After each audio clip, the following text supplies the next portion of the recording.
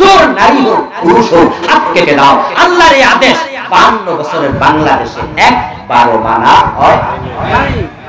শয়তান মানে নাই আল্লাহর আদেশ কয়টা?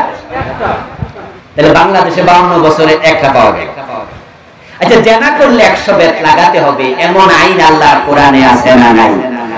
সূরা নূরে আছে, জানিয়াতু ওয়াজ জানি ফাজলিদু কুল্লা ওয়াহিদিন মিনহুমা মিআতা জালদা। বাংলাদেশে জেনাকারী নারী পুরুষ আছে কিনা? 100 বেত কয়দিন লাগাইছেন? বিবাহিত হলে পাথর মারো এমন আইন হাদিসে আছে, কিন্তু বাংলাদেশে বিবাহিত জেনাকারীকে একদিনও কেউ পাথর মারেনি। আল্লাহ তাআলা বললেন আলা লাহুল খালকু ওয়াল আমর। কাদিয়ানি মানে না খা আলিফ তা মিম 4 অক্ষর, আর আল্লাহর এই আয়াতে আছে অক্ষর 15টা। আলা লাহুল খালকু ওয়াল আমর, এই 15 অক্ষর 52 বছরে বাংলাদেশের কেউ মানে নাই। বাংলা অর্থ হলো সাবধান, সৃষ্টি যার, আইন চলবে শুধুই তার। 52 বছরের বাংলাদেশ আল্লাহর আইন একদিন চলেছে? আমি আপনাদের কাছে জানতে চাইবো, দয়া করে জবাব দিয়েন, সৃষ্টিকার? আরো জোরে বলুন, সৃষ্টিকার? তাহলে আইন চলবে কার? চলছে কি আল্লাহর আইন না ব্রিটিশ আইন? তো ব্রিটিশ আইন মানলে আল্লাহর গোলাম হইলেন কেমন?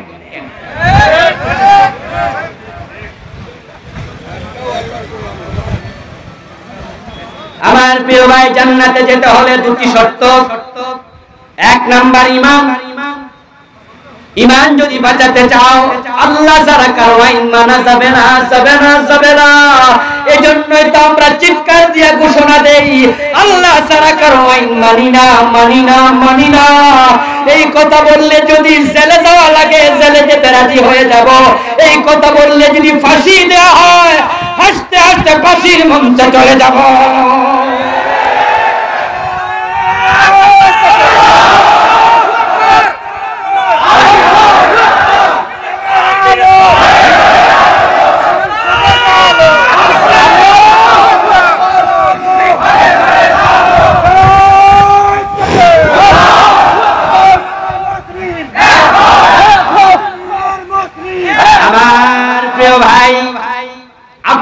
স্লোগানে আর আমার আলোচনার কারণে ইনশাআল্লাহ আগামীকাল থেকে দেশে কোরআনের আইন চালু হয়ে যাবে। হবে না? আচ্ছা, হবে। এটা তো সোজা। যেখানে একটু ওয়াজ করে দিলে আমার আপনারা একটা মিছিল করে দিলেন, ইসলাম কায়েম হয়ে গেল। এত সোজা? আচ্ছা, হলো না। এখন কেউ প্রশ্ন করবো, হুজুর যদি নাই হয় ওয়াজ এটা করে লাভটা কি? অন্য ওয়াজ করলে তো কাম হইতো। আমি বলবো, দোস্ত, এই দেশ আল্লাহর আইন কায়েম হলো কি হলো না, কিয়ামতের দিন আল্লাহ আমার এটা জিজ্ঞাসা করবে না। আল্লাহ জিজ্ঞাসা করবে, তুমি আমার আইনের পক্ষে ছিলা কিনা। কথা কি বোঝেন? এই দেশে যদি আল্লাহর আইন কায়েম না হয়, এজন্য আল্লাহ আমার ধরবে না। আল্লাহ যখন চান তখন হবে, কিন্তু আমি আল্লাহর আইন ছাড়া কারো আইন মানব না। এই কথার উপর বলতে চাই, এতে ঈমান নিয়ে বলা যাবে ইনশাআল্লাহ। কুফর করলে ঈমান থাকে না, কুফর করা যাবে না। আর কুফর করার জন্য পুরো কোরআন অমান্য করা লাগে না, এক আইন অমান্য করলেই কাফের। আচ্ছা, আপনাদের এলাকায় বিষ খেয়ে মারা যায় এমন কিছু হতভাগা আছে কিনা? যে বেটা বিষ খেয়ে মারা গেল, এই খবর আপনার কানে আসলো, আপনি কি এটা শুনে বুঝলেন বেটা নিশ্চয় 1 মণ বিষ খাইছে? আধা মণ? 20 কেজি? আপনি বুঝছেন যে আসলে বিষ খেয়ে যদি কেউ মরে, হে বেটা 1 গ্লাসও খাওয়া লাগে না, অল্প খাইলেই কাফের হওয়ার জন্য পুরা কোরআন স্বীকার করা লাগে না, একটা স্বীকার করলেই শেষ। এবার এই মাসালা সামনে রেখে হিসাব করেন, এই দেশে মুমিন আছে তো খুব কম। এজন্য আমি এই কথার শুরুতে বলেছি, টুপিওয়ালা আছে, দাড়িওয়ালা আছে, পাঞ্জাবি পাগড়িওয়ালা আছে, ঈমানওয়ালার সংখ্যা বড় কমে গেছে। আর শিরিক, সেটা তো বন্যার পানির মতো সস্তা। এখন তো শিরিক বাংলাদেশের বাজারে, নগরে, হাটে, বন্দরে, বাড়িতে, ঘরে সব জায়গায় পাওয়া যায়। আর যেখানে একটা ভণ্ড পীরের মাজার আছে, ওখানে তো শিরিকের বাজার মিলে যায়। আরে দোস্ত, শিরিক এখন পাঠ্যপুস্তকের অংশ, শিরিক আমাদের বইয়ের ভিতরে, কুফর আমাদের বইয়ের ভিতরে। এই যে গত ৩-৪ দিন আগে পহেলায় বৈশাখ গেল, মুসলমানের সন্তানরা কুফরি উচ্চারণ করেছে পহেলায় বৈশাখের প্রথম প্রহরে। যখনই রমনার বটমূলে ছায়ানটের সঙ্গীত দিয়া শুরু হয়ে গেল বৈশাখী উদযাপন, যে সঙ্গীতটা দিয়া শুরু করছে, যখনই আমাদের পহেলায় বৈশাখ উদযাপন হলো, নিশ্চয় সেখানে কুরআন শরীফ তেলাওয়াত করে শুরু হয়েছে। কি হয় নাই? হাদিস শরীফ, সেখানে ওনারা তেলাওয়াত করছে, এসো হে বৈশাখ এসো এসো। এটা হলো আমাদের রবীন্দ্রনাথ ঠাকুরের লেখা একটি কবিতা। আচ্ছা, এই যে বাংলা নববর্ষ, এটা কি হিন্দুরা চালু করছিল? দেখি রংপুরের কেউ জানেন কিনা বাংলা নববর্ষ চালু করছে কে, বলতে পারবেন? সম্রাট আকবর। মাশাআল্লাহ, অনেকেই জানে, অনেকেই জানে। শিক্ষার দিক থেকে উত্তরবঙ্গ পিছিয়ে নাই, বোঝা গেল। আলহামদুলিল্লাহ, অনেক আগে। সম্রাট আকবর কি হিন্দু সন্তান? খ্রিস্টান।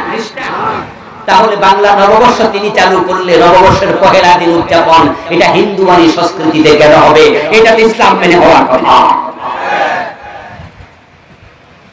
মুসলমানের সব কাজ কার নাম দিয়ে শুরু হবে? জোরে বলতে হবে, কার নামে? খাইতে কার নাম? ঘুমাইতে কার নাম? গাড়িতে উঠতে কার নাম? টয়লেটে ঢুকতে কার নাম? ইভেন স্বামী যখন স্ত্রীর বিছানায় যাবে তখনও আল্লাহর নাম আছে না নাই?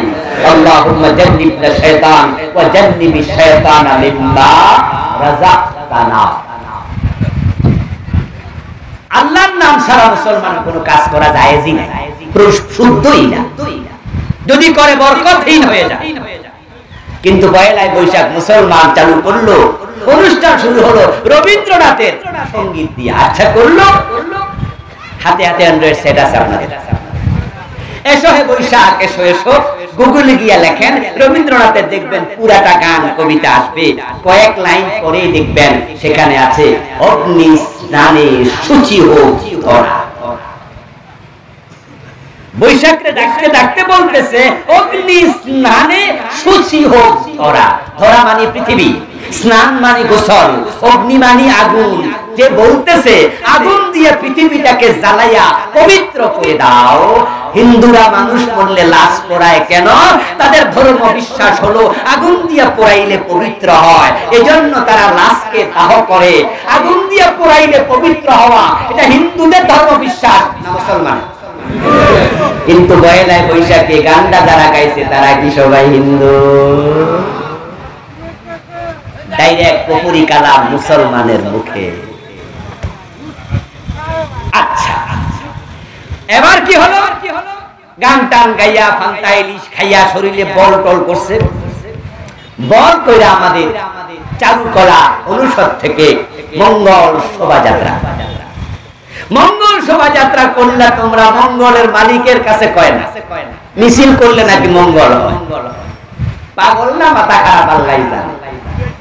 আচ্ছা, তা করলো, কিন্তু হাতের মাঝে হনুমানের ছবি, ময়ূরের ছবি, পেঁচার ছবি, কান্দের মাঝে বিশাল লম্বা সাপ, ঘাড়ের মাঝে বিশাল হাতি। প্রশ্ন হলো, মঙ্গল শোভাযাত্রার সাথে পেঁচা, হনুমান, সাপ, হাতির সম্পর্ক কি? উত্তর একটাই, প্রত্যেকটা হচ্ছে হিন্দুদের কোনো না কোনো দেবতার বাহন, যেগুলো ষড়যন্ত্র করে মুসলমানের কান্দে তারা তুলে দিয়েছে।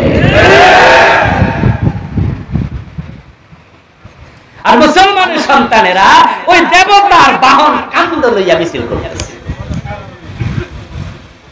যতগুলো চ্যানেল বাংলাদেশে আছে সবগুলো চ্যানেল পহেলাই বৈশাখ এমন ভাবে প্রচার করছে, পারে না গোয়ামসা কাজ খবরে বাইন্দা নেবে।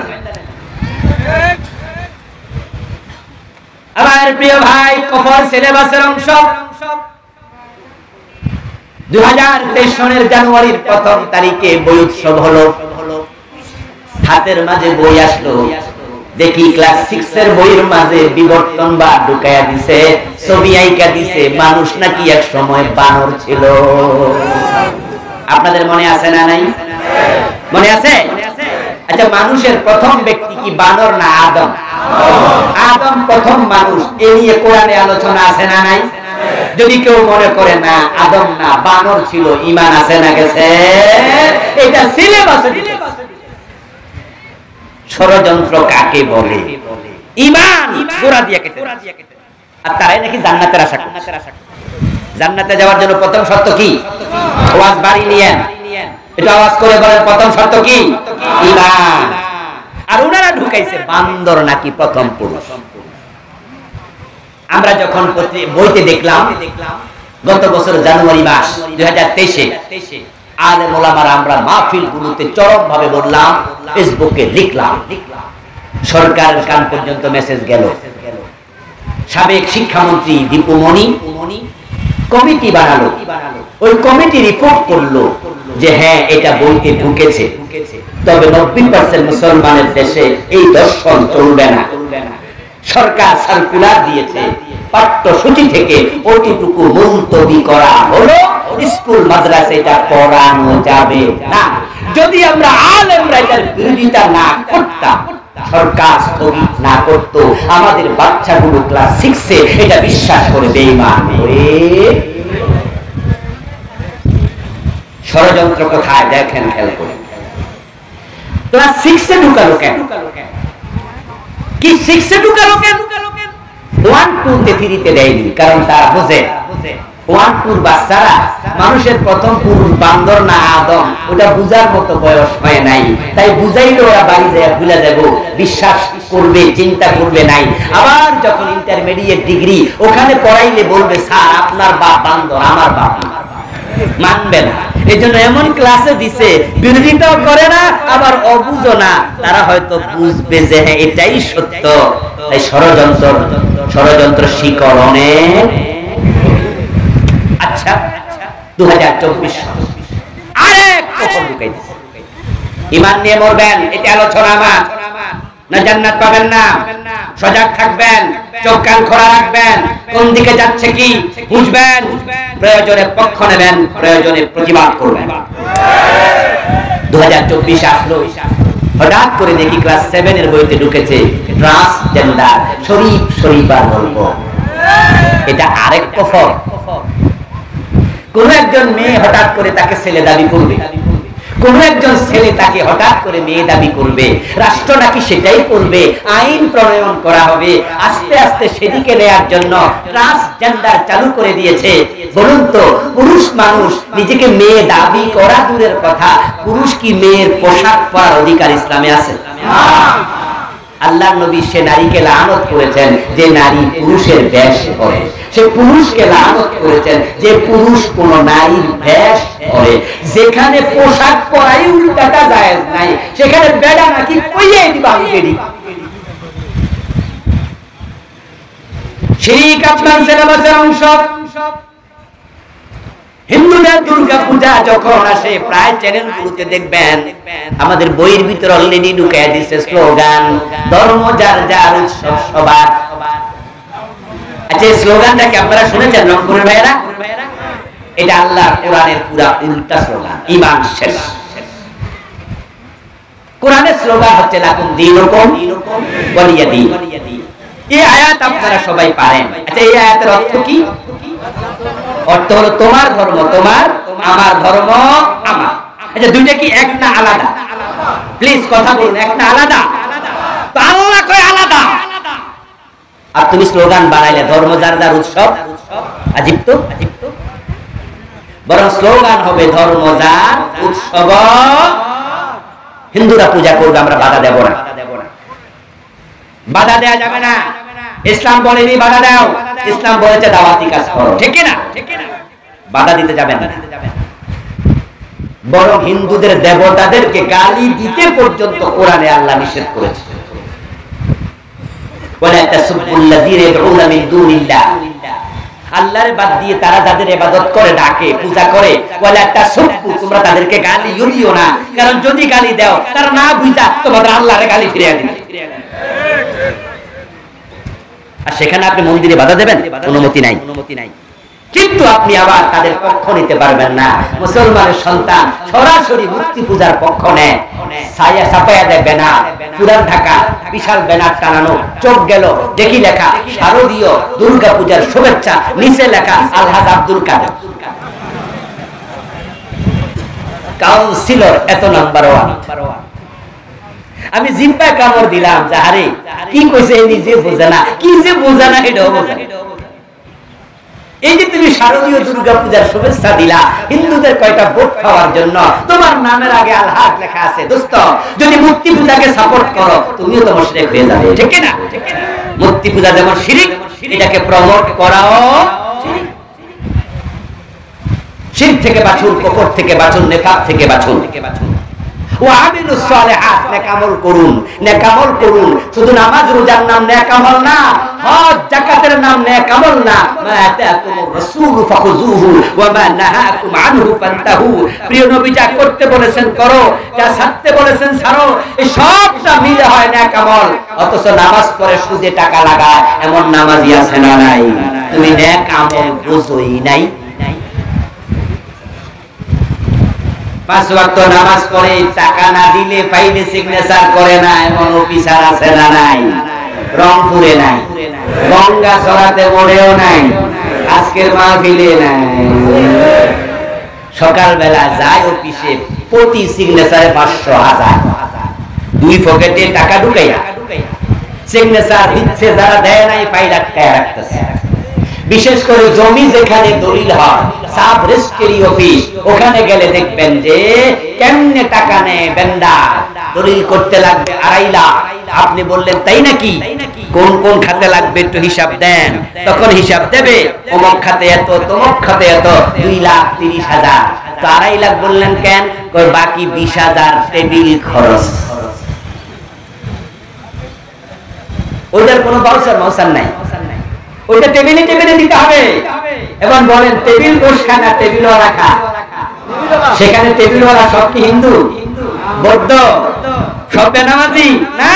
নামাজি দাড়িওয়ালা ও সিগনেচার দিছে, টাকা পকেট, 2 পকেট ভর্তি।